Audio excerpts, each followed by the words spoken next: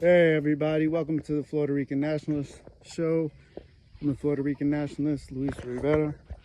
And I told you I've been busy at work. We've been busy here on the homestead, trying to get as ready as we can, as fast as we can. One of the things we did was outfit an old, basically a run-in coop that we had for two real aggressive roosters that we went ahead and processed, and we retrofitted it into a mobile chicken tractor for meat birds. And so you could take a look. There they are, 30 meat birds.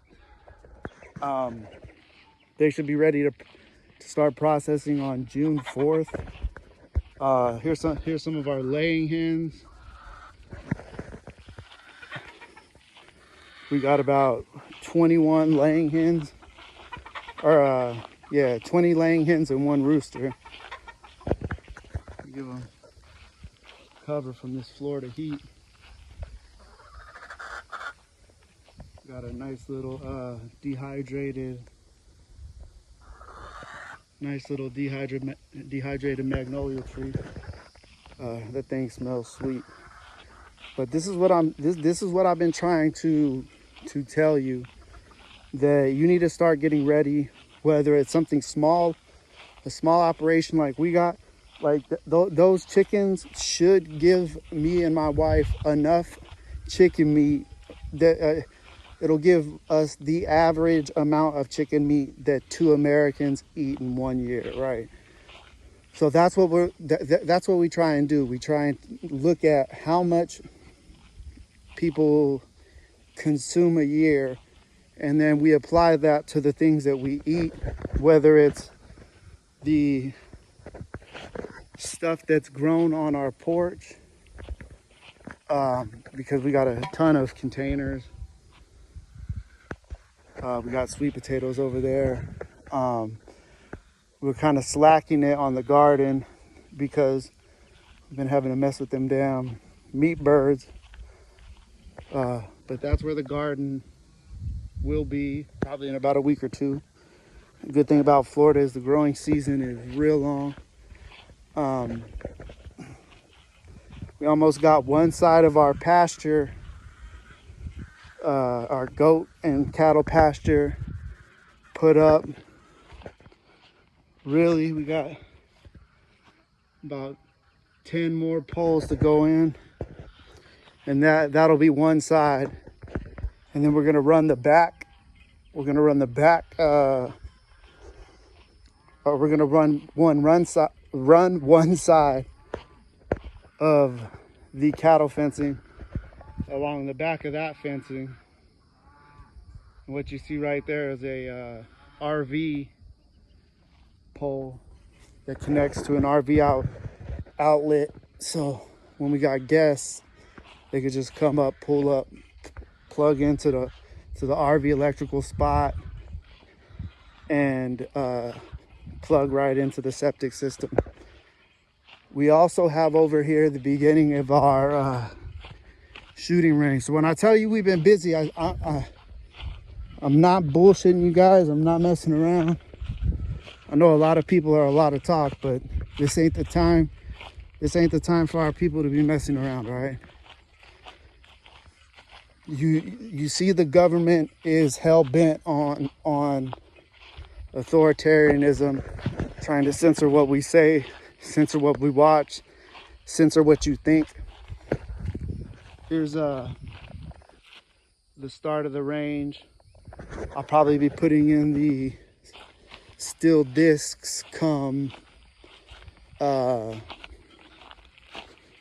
probably Sunday, the first day. When sun goes down tonight, that's the start of the Sabbath. So as a Hebrew Israelite, I don't work on the Sabbath. First day though, first day Sunday, I'm back at it like a crack addict, trying to get as operational as possible, as food independent as possible, as independent from this system as physically possible, Sorry, I'm walking and talking. We got this, what we finally got going on our property is we had it in the back, on like the back 5 acres, in between a mess of wild blackberries and all kinds of prickly pear, cactus and stuff. But we got these Mustang grapes, and they've finally been, oh, some of them are dying, but some of them are still good. You can see them, they're starting to take off. I probably should be watering it. Usually our system, we got a water softener and ozone system, and that pumps out water, and it usually gets to where those roots are. And all those things that were right by it are wild blackberries with the white flowers and stuff like that. We got all kinds of stuff like that growing just wild throughout the property. These are things that we should be doing. We should be moving rural. We should be living set apart. We should be knowing our property, knowing what's growing on our property. Right there, that's passion fruit. That's purple passion fruit. Obviously, you can hear one of the hens making crazy noise in the background. It's a 65-gallon water tank. We collect water off of that. I'm not gonna walk all the way back there, but that back plant up against that fence, that's a muscadine, and it has berries, and we actually water that, unlike the Mustang grapes. The Mustang grapes are a very acidic grape, and they'll usually use it for wine, or to make wine with, or some type of jam or jelly, because the sugar kind of neutralizes the acidity of the Mustang grape. But the deer love it, the wild turkey love it, the quail love it. And you already know all those things are kosher, so I can eat them.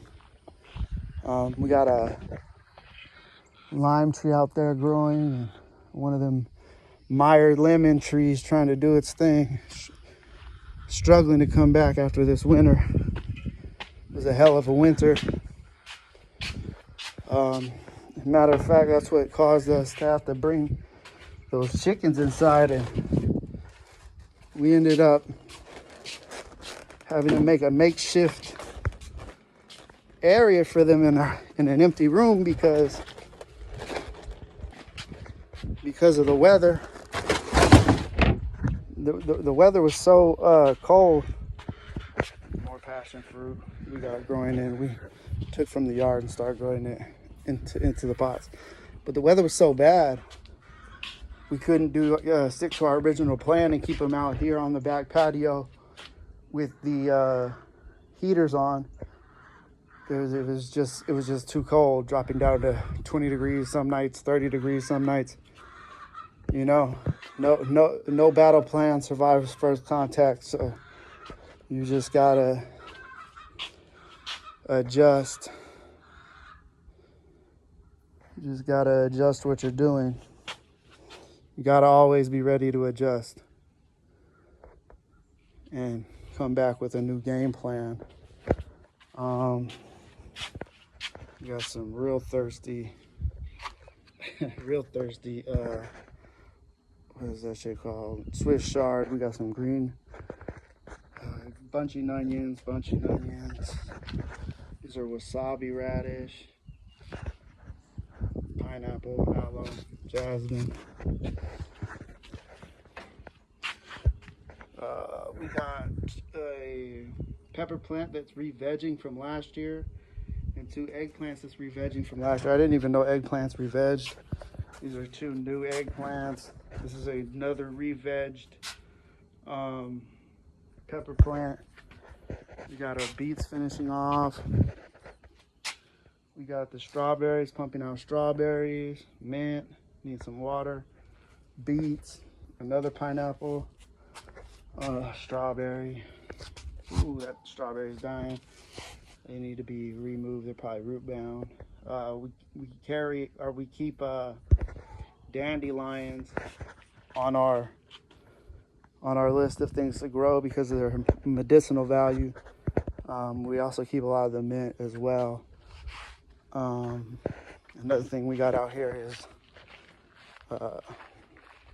it's bok choy seeding out, so I'm letting that seed out so I can keep the seeds. This is a carrot, it's seeding out too. So we're keeping the seeds on that. Actually, I can show you what a wasabi radish looks like, because this one just, I don't even know how it grew or why it started growing there, but it did. As you can see, the sweet potato vines are taking off back there. We grew some grain right there just to see if it would grow. We didn't want to grow a whole lot because we weren't sure if it would be a waste. So, you know, you can always feed them seed. You can always turn the seeds into fermented chicken feed if it didn't grow, but it grew. So I think that's something we're gonna have to dabble in. Of course, we got the kale, the dragon fruit. Kale looks mighty thirsty. Sad looking avocado, key lime, more bok choy going into seed, or that's in seed, that's ready to harvest. Aloe, more bok choy. We got agave, strawberries, agave, pineapple, more kale. As you can see, some succulents. But this everything growing on the porch is minuscule compared to what we put out in that garden. And every year we've gardened, we've tried to double production from the last year that we gardened, right? So that garden right there is double the size it was last year.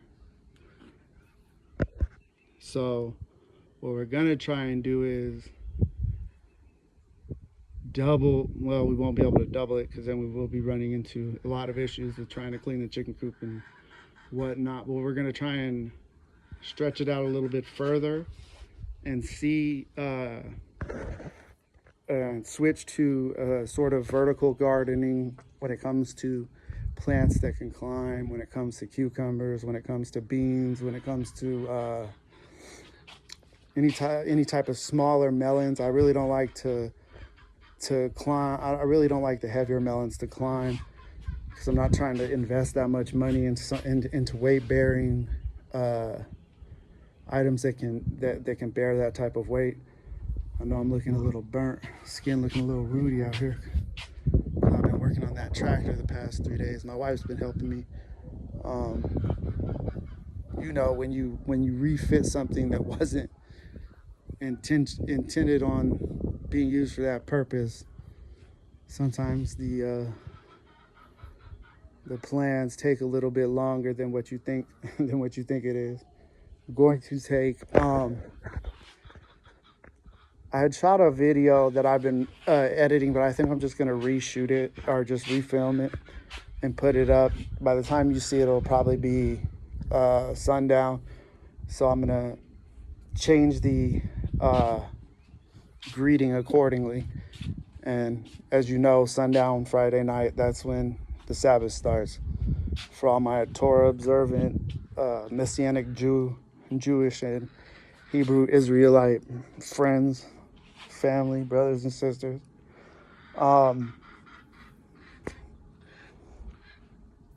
That's about it. So I think I'm gonna recut that video, and it's gonna be packed with a lot of information. Basically, talking about the news and our state of readiness as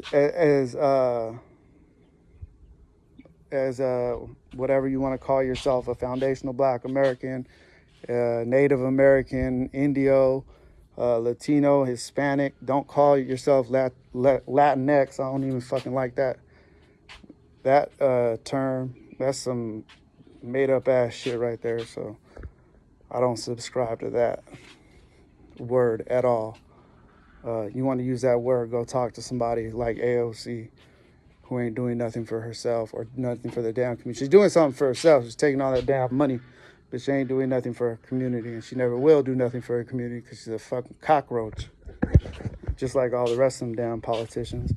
Sorry if I hurt your feelings. I don't like any politician, left or right. They're both the same damn, they're both different wings on the same damn bird, who pretend to advocate for you when really they're just selling us out at the most rapid rate possible. And that's why I advocate living set apart, living out on your own land, growing your own food, controlling what you put in your body, homeschooling. I cannot advocate that enough. Homeschooling. You need to be homeschooling your kids. I know it might be an economic setback, but understand there's a lot of businesses you can run from your house. There's a lot of businesses you can start from your house that give you the flexibility to actually homeschool your children. You do not need to be putting your children in the hands of the wolves. You do not need to put your children in the hands of these wolves. They are training them, for three things: prison, military, or a compliant worker. They are not training them on how to own their own business, how to help their community. They're not training them on anything like that. In fact, if you got a kid that thinks like that, he'll more likely get pushed down the prison pipeline or military pipeline. You know, that's what they try and do. That's how that's the economic state they want us in a dependent state. But that's why I don't advocate for public schools, private schools, charter schools. I advocate for you teaching your children and instilling the values that you believe in, not this weird transhumanistic transgender transforming ass Decepticon gender bullshit that they're trying to stuff down everybody's throat. I do not advocate for that. Look, if you want to do that, but that shit does not need to be brought around children, especially red, black, and brown children. Okay, they have done enough to us. They're always trying to fuck over our communities. They stick the red ones on the reservations. The brown ones, they put in menial labor and trap in the same ghettos as the black ones, the foundational black ones. You see what they do to my people in Puerto Rico. You can't even get a damn functioning power grid. You got all these damn outsiders controlling everything, and these puppet politicians, these fucking sellout statehooders, running the whole damn show, selling everybody out, trying to make a buck. That's how all politicians are, but especially the politicians in Puerto Rico. And this is what I be telling people. It doesn't matter if you are a conservative. It doesn't matter if you consider yourself a liberal or a socialist. I consider myself a nationalist, but I will work with a communist if that means gaining independence for Puerto Rico. I don't need to have I don't care about that label. We can sort that shit out after we have our own country, right? We can sort political ideologies out after we have our own country. How do you have a society? How are all societies formed? What is the basis of all societies? Land and the ability to produce a surplus of agriculture. If you study history, if you study any type of history, you will see that what starts in a society is their ability to farm. And then from there, their ability to store surplus agriculture. And that is how societies expand and thrive. And Puerto Rico grows 30% of the, I'm just using this as an example because I've done the statistics, I've looked at all the numbers and everything. Puerto Rico can grow 100% of their own food on the island. They grow 30%. That's not an accident. It's not an accident that we're sitting on 200 plus billion cubic feet of natural gas, and also crude oil, right? It's not an accident that we can't dig it up.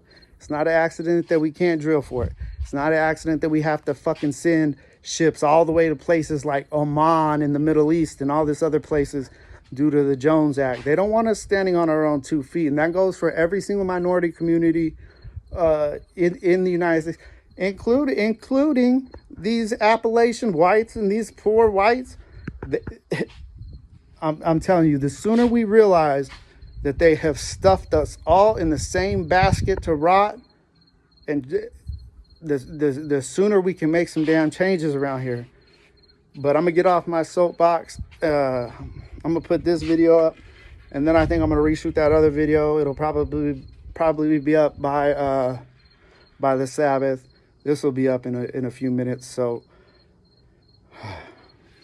sorry for the rant.